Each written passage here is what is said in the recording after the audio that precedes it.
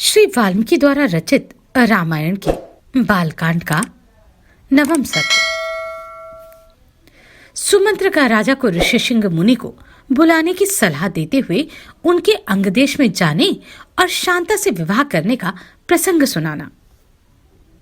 आप सभी से अनुरोध है कि यदि आप इन वीडियोस को लाइक, शेयर या सब्सक्राइब नहीं भी कर सकते तो इन्हें पूरा अवश्य सुने और लाभान्वित हों। पुत्र के लिए अश्वमेध यज्ञ करने की बात सुनकर सुमंत्र ने राजा से एकांत में कहा, महाराज, एक पुराना इतिहास सुनिए। मैंने पुराण में भी इसका वर्णन सुना है।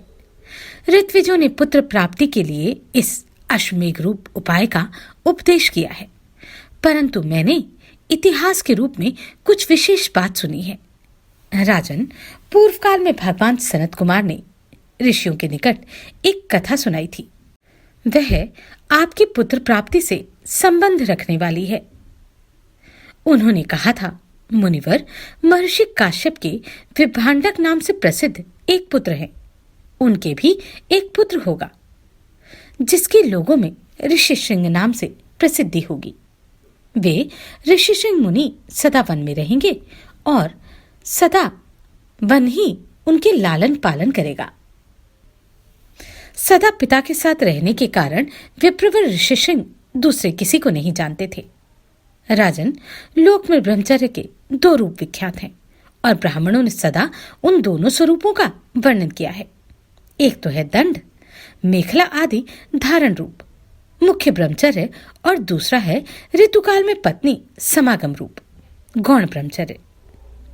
उन महात्मा के द्वारा उक्त दोनों प्रकार के ब्रह्मचर्यों का पालन होगा।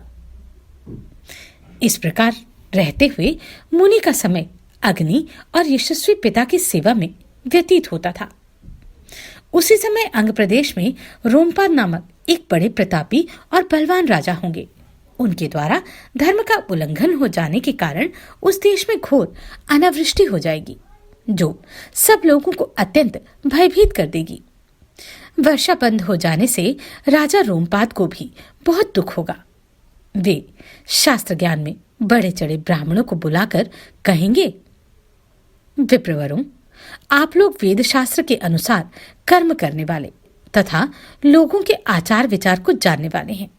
अतः कृपा करके मुझे ऐसा कोई नियम बताइए जिससे मेरे पाप का प्रायश्चित हो जाए।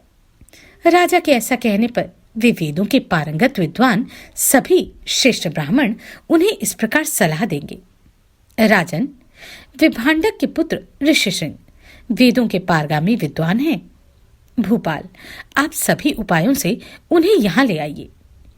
बुलाकर उनका भलीभांति सत्कार कीजिए, फिर एकाग्रचित हो वैदिक विधि के अनुसार उनके साथ अपनी कन्या शांता का विवाह कर दीजिए।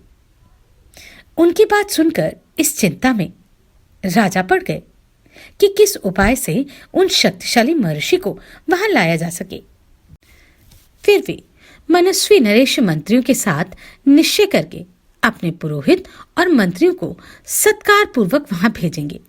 राजा की बात सुनकर वे मंत्री और पुरोहित मुंह लटकाकर दुखी हो यूं कहने लगेंगे कि हम महर्षि से डरते हैं, इसलिए वहां नहीं जाएंगे। यूं कहकर वे राजा से बड़ी अनुनय विनय करेंगे। इसके बाद सोच विचार कर वे राजा को योग्य उपाय बताएंगे और कहेंगे कि हम उन ब्राह्मण कुमार को किसी उपाय से यहाँ ले आएंगे। ऐसा करने से कोई दोष नहीं घटित होगा। इस प्रकार वैश्याओं की सहायता से अंगराज मुनि कुमार ऋषिशृंग को अपने यहाँ बुलाएंगे। उनके आते ही इंद्रदेव इस राज्य में वर्षा करेंगे। फिर राजा उन्हें अपनी पुत्री शांता समर्पित कर देंगे। इस प्रकार ऋषिशृंग आपके जमाता हुए। वे ही आपके लिए पुत्रों को सुलभ कराने वाले यज्ञ कर्म का संपादन करेंगे।